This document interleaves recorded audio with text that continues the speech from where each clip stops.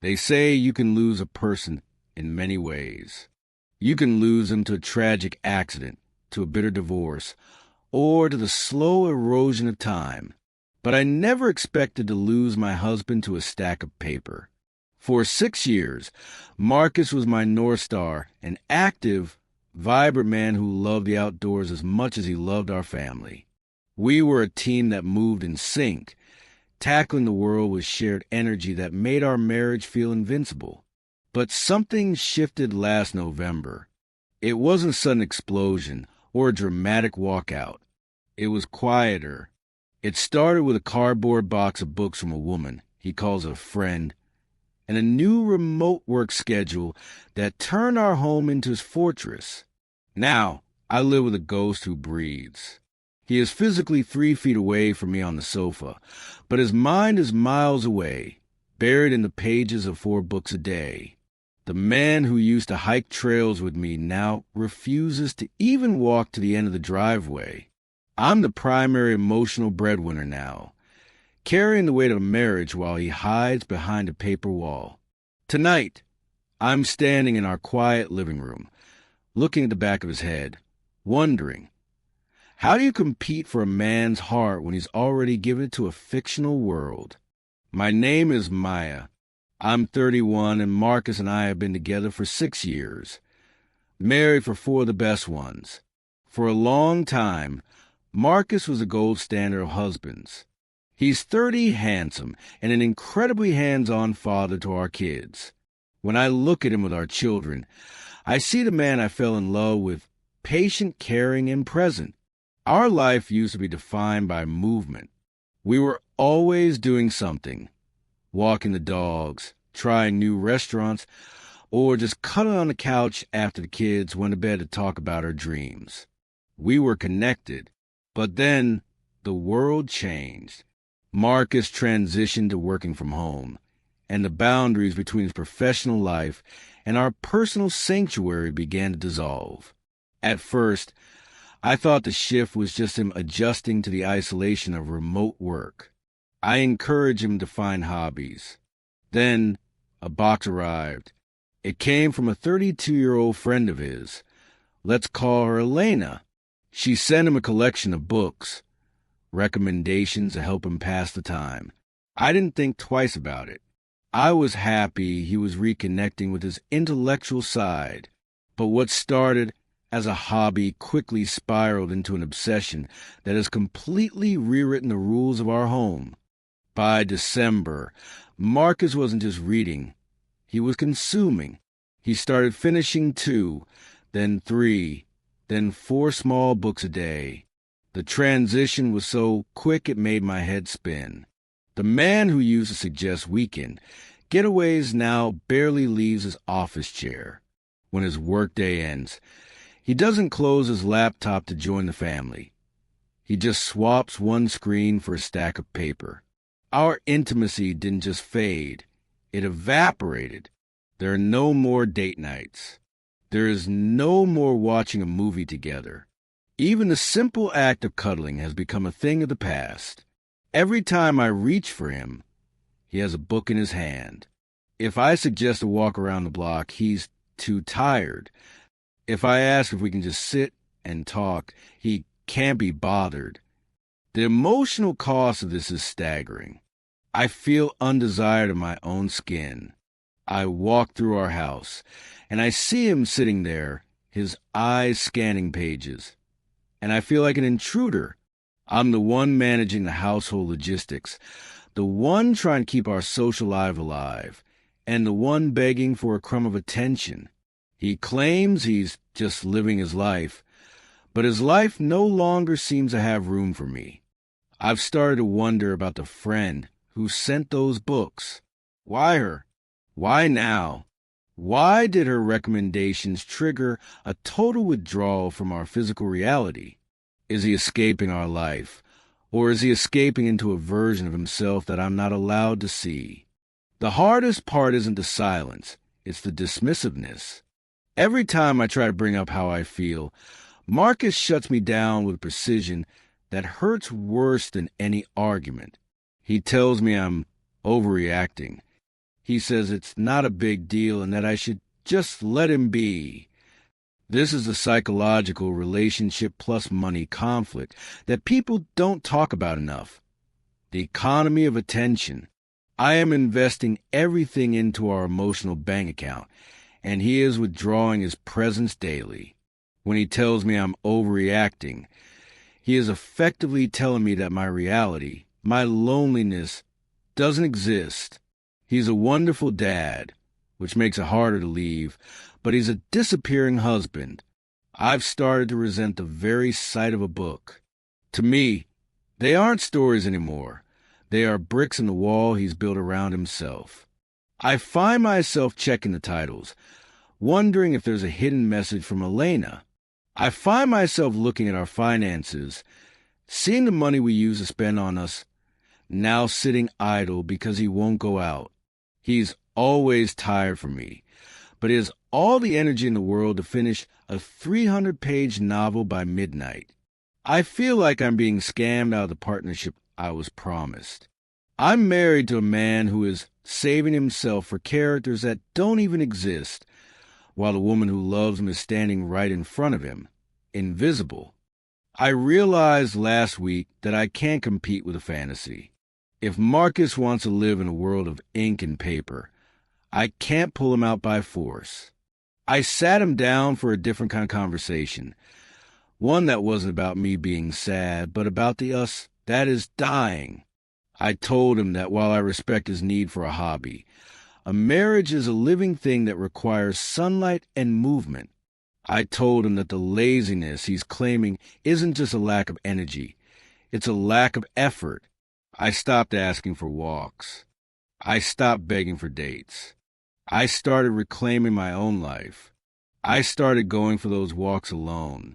I started seeing my own friends. I realized that by waiting around for him to put the book down, I was letting my own light go out. The resolution isn't perfect yet. We are in the middle of a hard adjustment. He was shocked when I stopped begging. For the first time, he saw the gap where I used to be. He realized that just living his life was actually a lonely endeavor if he didn't have a partner to share it with. He's starting to see that his tiredness was actually a symptom of his isolation, not a reason for it. We have a long way to go to find our rhythm again, but the paper wall is finally starting to show some cracks. This journey has taught me that emotional boundaries aren't just about keeping people out.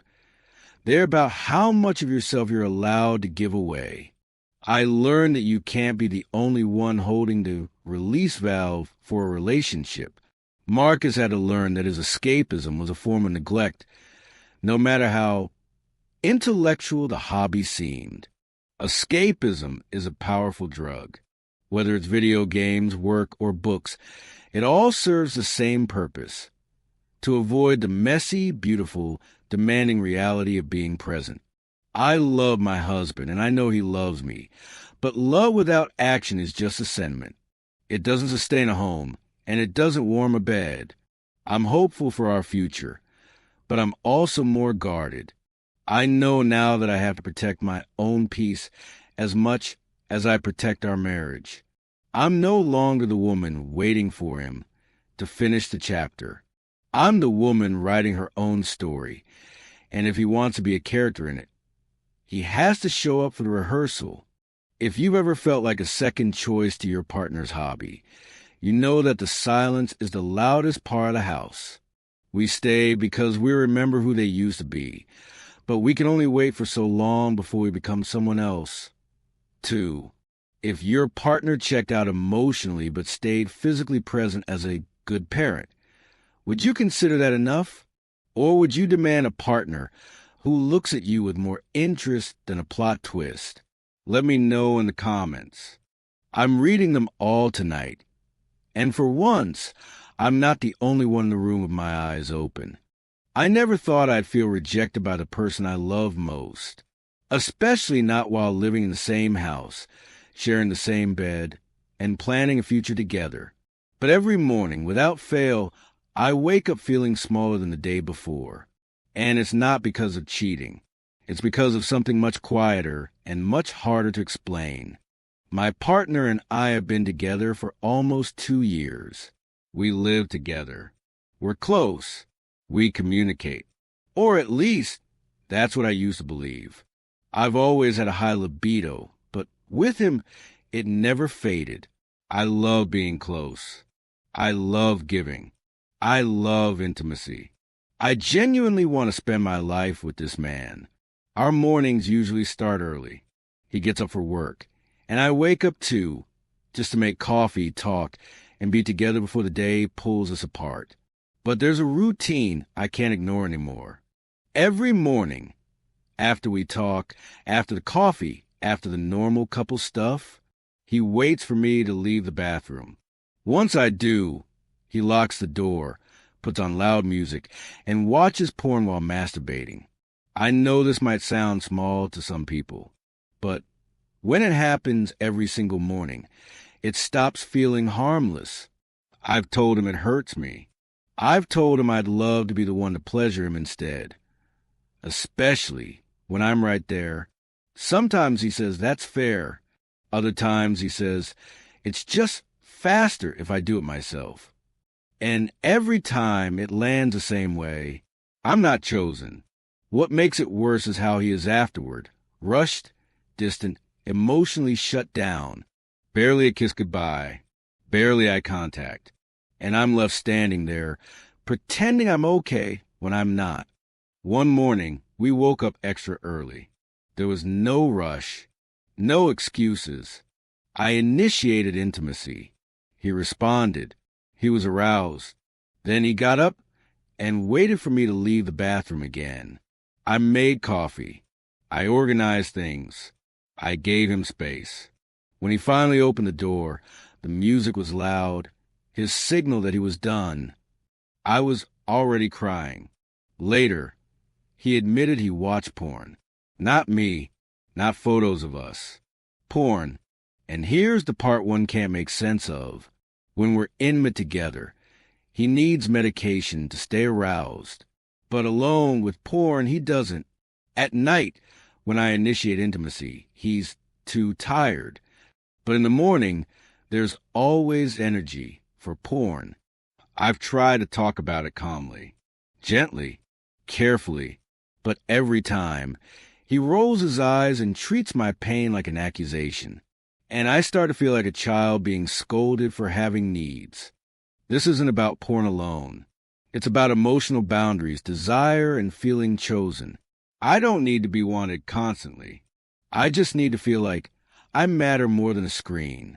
Physical intimacy isn't just sex. It's reassurance, connection, and safety. And when that disappears, love starts to feel lonely. I don't believe my partner is a bad person, but I do believe avoidance, defensiveness, and routine rejection can slowly destroy even the strongest bond. The hardest lesson I'm learning is this.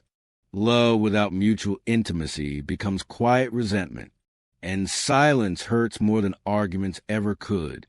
Sometimes the most painful distance isn't physical. It's emotional, created in moments where one person reaches out and the other looks away. Last night reminded me of something people don't talk about enough. That marriage doesn't have to mean boredom. That long-term love doesn't automatically kill desire. And that after nearly 2 decades together, passion can still surprise you. I'm in my mid-30s. My husband is a few years older. We've been together for over 18 years. Married, 2 kids, full lives. And like any long-term relationship, things slowed down sometimes. Work, parenting, responsibilities, exhaustion. But through all of that, one thing has stayed consistent. We still genuinely want each other. I've always had a high sex drive, and thankfully he's always met me there. If anything, intimacy has gotten better as we've grown older. Last night wasn't planned. No big setup. No dramatic mood lighting. Just the 2 of us, finally alone, reconnecting after a long stretch of normal life. And it was intense in the best way. The kind of closeness that reminds you why you chose this person in the first place. What surprised me wasn't just how good it felt physically. It was how comfortable it felt. 18 years in, there's no pressure to perform, no pretending, no guessing, just trust, familiarity, and desire that hasn't faded. People warn you that passion dies after kids. That routine replaces excitement. But no one tells you how deep attraction can become when you've grown together instead of apart. The next morning, he looked at me and smiled, and casually asked for a quick moment together before the day started. No drama, no insecurity, just mutual interest. And I realized something important. Desire doesn't disappear in long marriages. It disappears when people stop choosing each other. We still flirt. We still touch. We still laugh. We don't wait for perfect timing anymore. We create small moments instead. I wanted to share this not to brag, but to reassure. Marriage doesn't automatically mean losing your sex life. Aging doesn't mean becoming invisible. Long-term commitment doesn't have equal emotional distance. If anything, intimacy can become richer when you feel safe, you feel wanted, and you build a life together, not just chemistry. Passion doesn't always look wild. Sometimes it looks like comfort, confidence, and choosing each other again and again. So yes, you can be married, you can have kids, you can be tired, and still want each other deeply.